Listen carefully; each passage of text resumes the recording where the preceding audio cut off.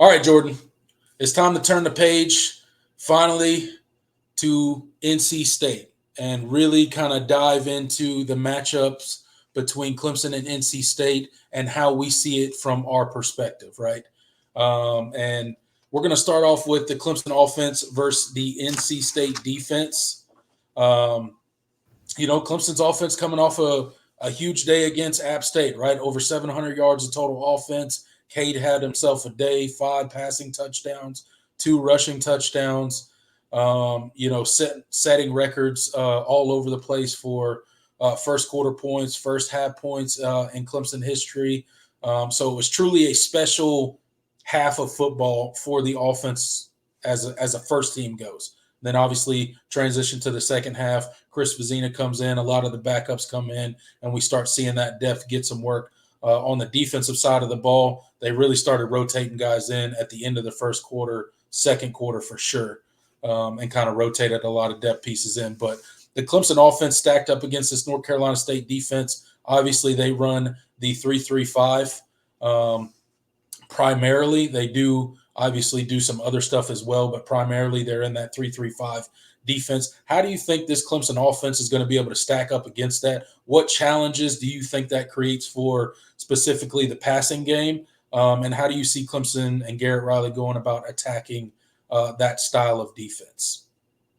Yeah, it's we know how the game went last year. I mean, you had 364 yards of offense, which isn't like a banner day, but Right. it was a lot of underneath, dink and dunk, type of plays. You didn't really have many explosive plays, Yeah. and NC State kind of pinned their ears back and limited your run game.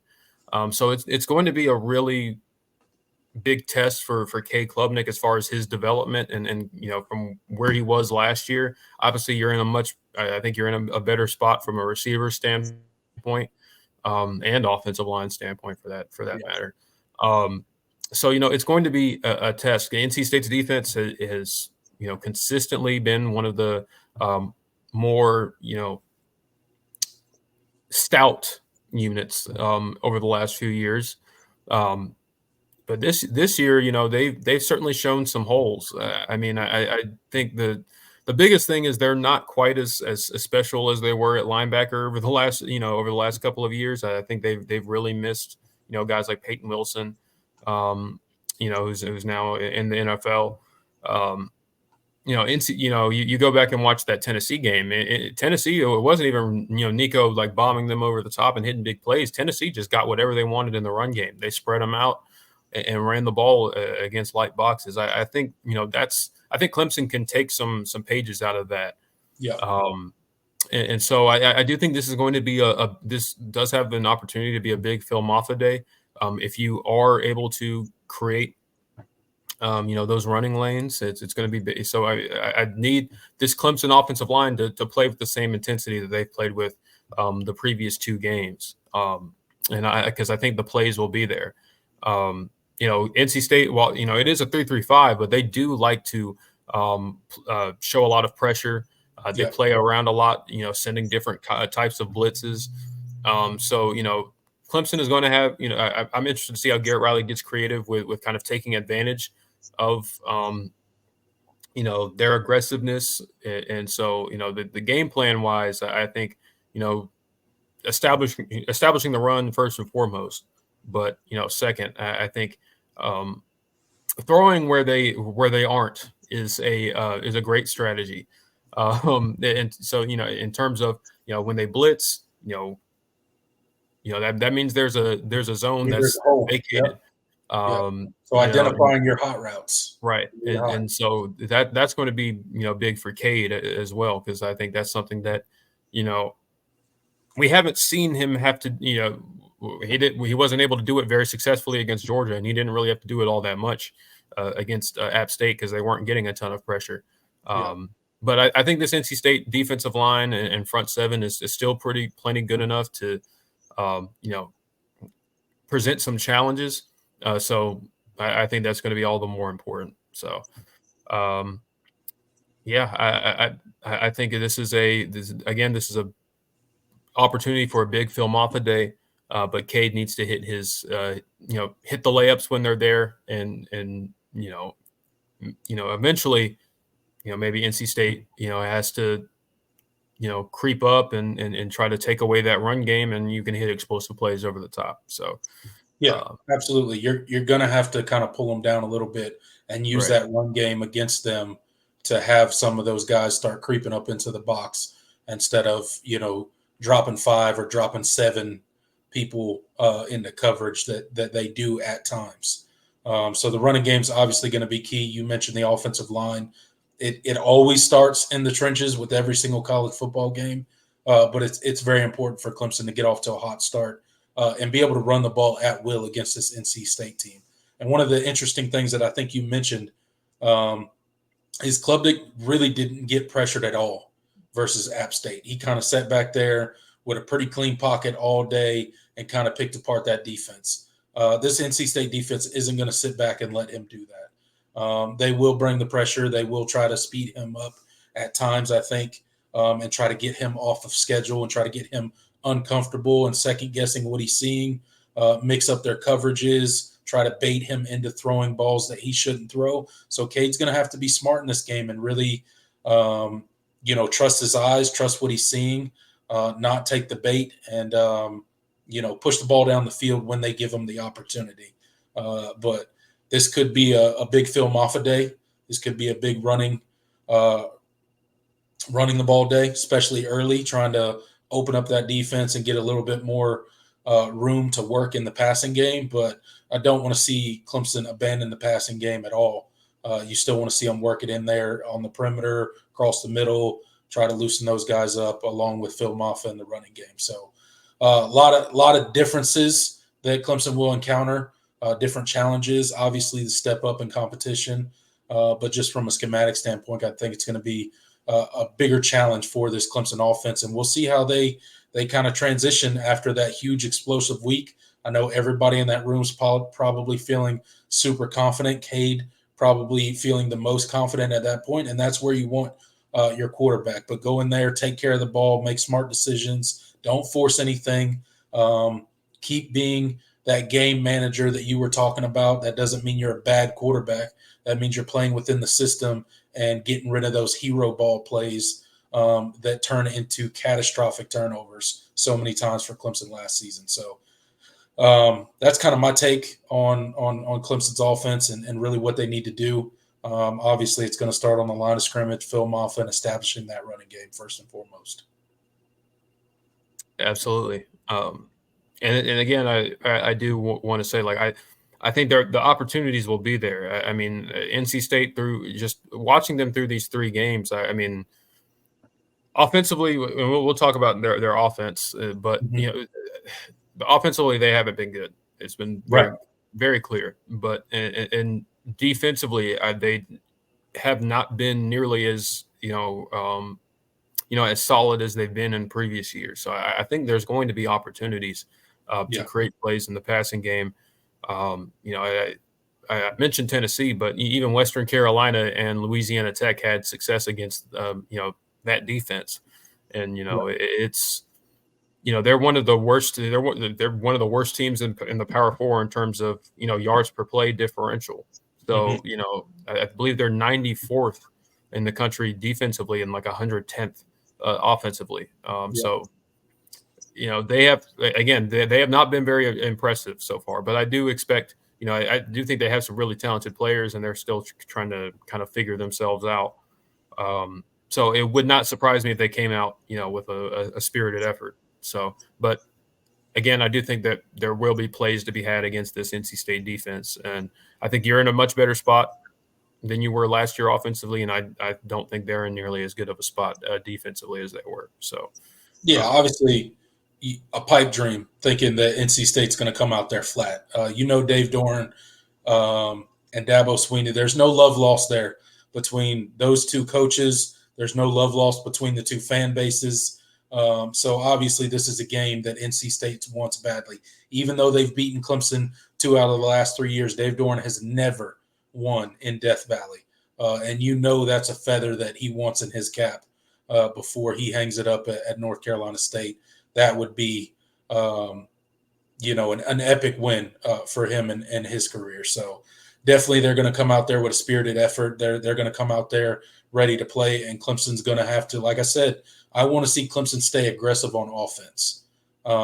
Just like they were aggressive against App State and really attacking that defense, I want to see them do the exact same thing against NC State. Obviously, it's a completely different defense, completely different scheme, upgraded personnel, so you can't attack them exactly the same way, meaning it's not going to be the exact same game plan, but the aggressiveness is more what I'm referring to.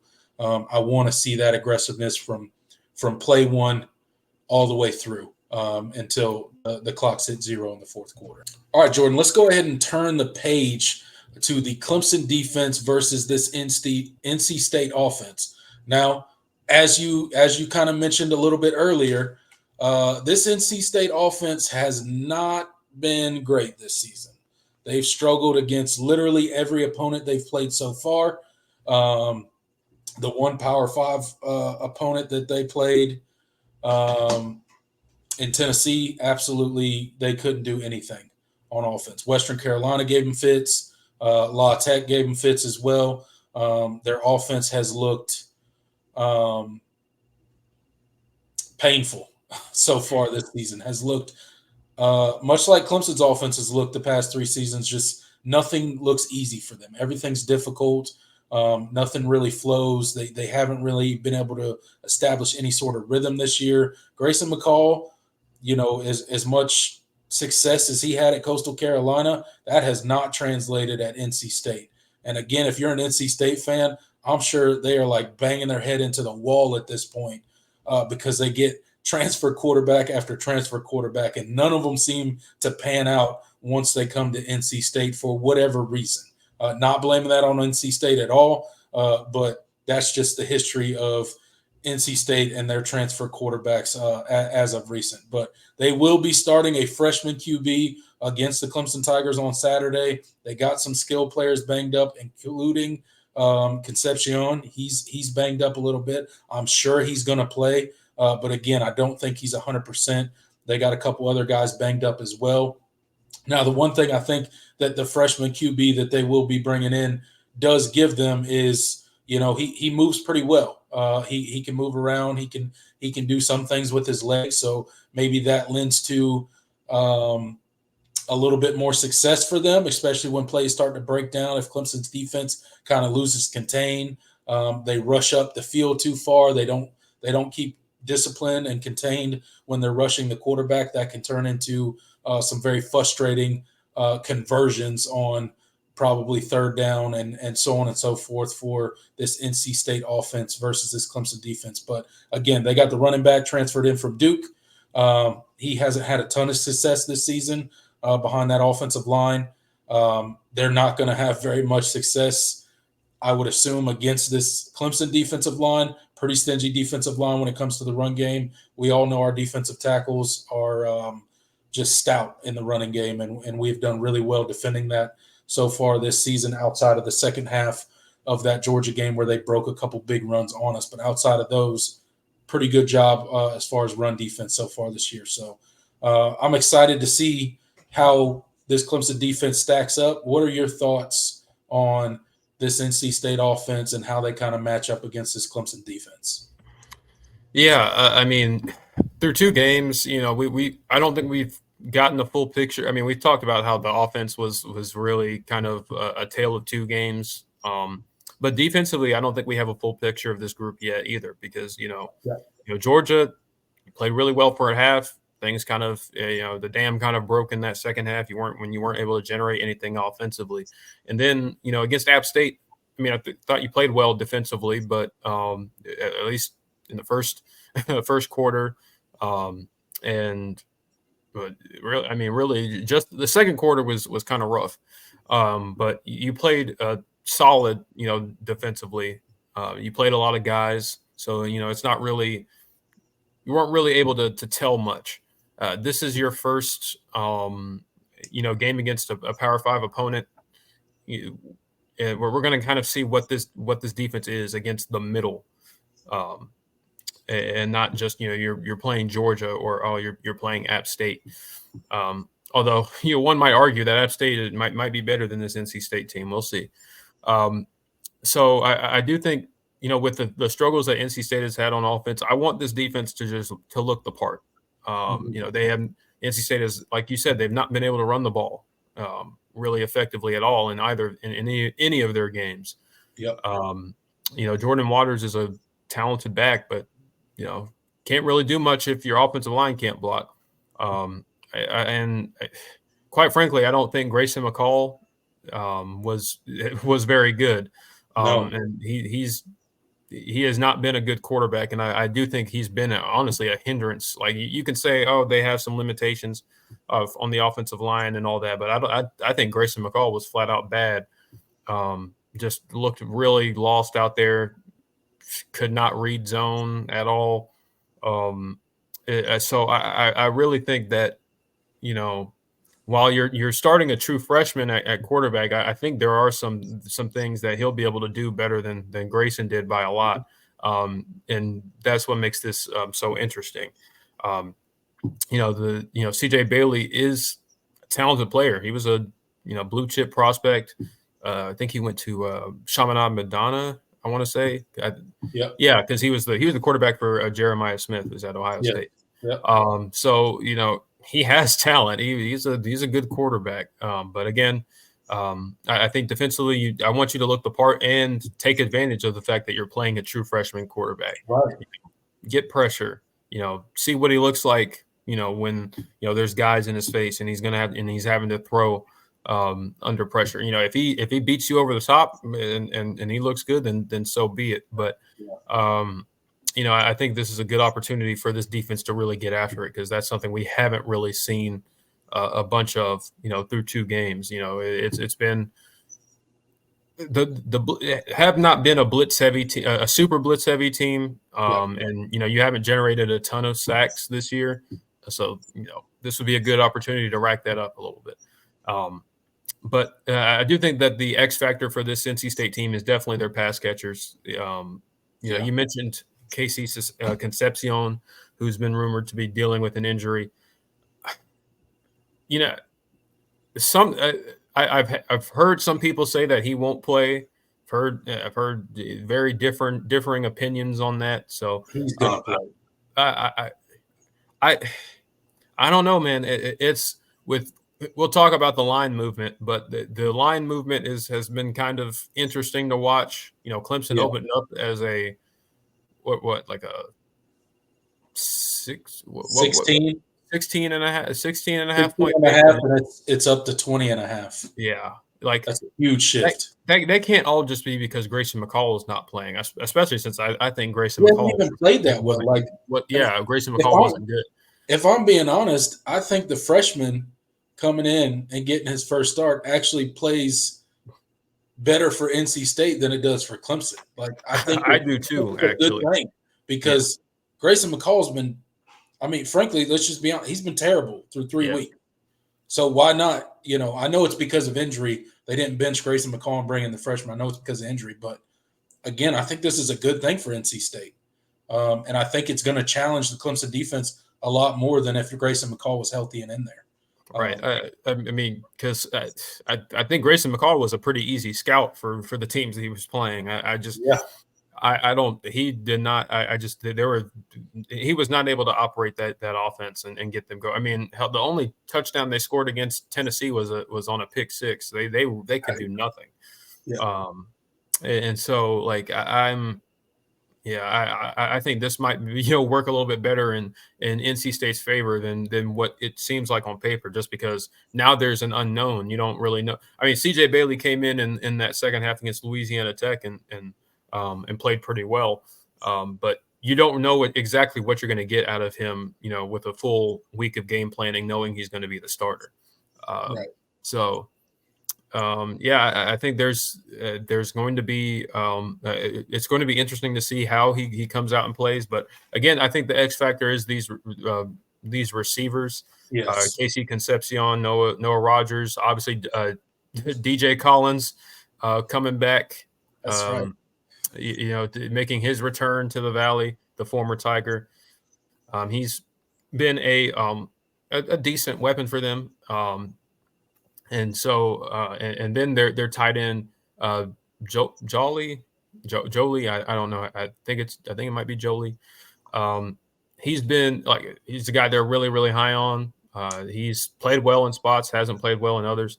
Yeah. So this NC State pass catching group has a lot of potential to give you some problems, but it really is going to depend on the person throwing them the ball, and how he's able to manage that pressure. So I think getting after him is going to be a big deal. Yeah. Yeah, for sure. You have to pressure him. If you're Clemson's defense, you have to come after him, get him off his spot, speed him up, make him make decisions a lot quicker than he wants to.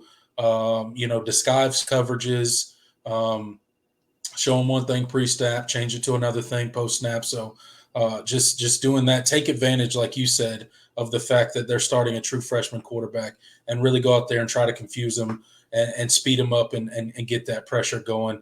I feel really good about preventing the run. I don't think NC State's going to be able to run at all against this Clemson defense. Their offensive line just isn't good enough, and this defensive front is far too good. I would be shocked and frankly really irritated if Clemson allows them to have any sort of success on the ground because that would be unacceptable.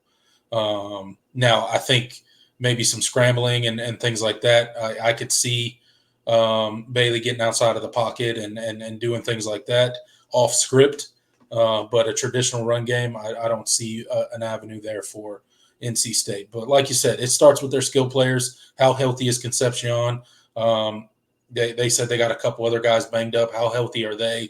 What is their true injury situation? What does it look like? I don't think we have a clear picture of it, or how serious any of the injuries or how banged up they actually are. We'll see it obviously on Saturday, but it'll be a long day, I think, if you don't have Concepcion on that field for a young freshman quarterback making his first start in a place like Death Valley with that front seven coming after you. If you don't have that dynamic playmaker, and I'm not saying he's the only playmaker for North Carolina State, but he's that guy, right? Like he's that guy that gives defenses problems regardless of how good or bad this offense is. Defensive coordinators have to key in on Concepcion because wherever he is, he's a danger anytime he has the ball in his hand. So if they're without him, I think it probably turns into a very long day for this offense. Yeah, I'm with you. And I think, I mean, one of the things that tells you everything is, just go and watch NC State's games. I mean, they have been like, it really has, that offense really did revolve around and has revolved around Concepcion and his ability and what defenses do to defend him. And that opens things up for everybody else. They force feed him the ball a lot. They did it a ton against Tennessee. And I think it was a pretty honest, kind of that admission by them implicitly that, we don't really trust our other guys. I mean, we think we have some talented pieces, but we don't have anybody else like Concepcion. And right. We need him to make plays to keep this offense on schedule. So if he's not ready to go, that's going to put even more pressure on those other guys to make plays. So, and again, CJ Bailey is a guy that has a lot of physical talent. He's really tall. He's like 6'7". He's a big dude. He's a big dude. And he's going to be a tough guy to bring down because he does have that playmaking ability with his legs. He's he made some plays with his legs, extending plays against Louisiana Tech. So it's going to be important for this linebacker group to bring guys down. That's one thing I've been disappointed with, through the first two games was the tackling and the effort in some in some spots at the linebacker position. So you got to be better at that because you can't just, you're not going to be able to arm tackle that guy.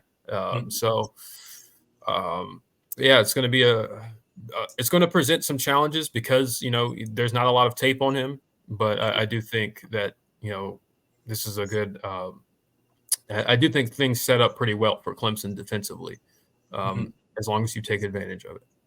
Yeah, exactly. Play a disciplined game. Stay within the defense. Don't get caught out of position. That's where you're going to get in trouble, right?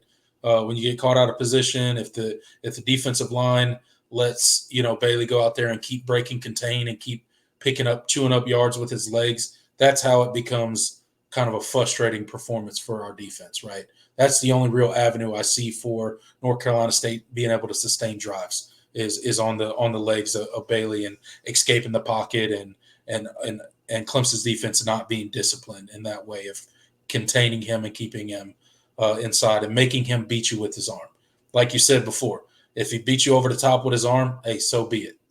But don't let him get outside of the pocket and kind of just freelance and create with his legs. Don't allow him to do that because that's where he's going to gain confidence. That's where he's going to get comfortable. So you got to keep him confined inside that pocket, bring the pressure, and make him beat you with his arms because they're not going to be able to line up and just run the ball at Clemson. So it's going to be on that young true freshman Bailey to sit back and dissect this defense through the air. And I think if you contain him within that pocket, I don't think he's going to be able to do that.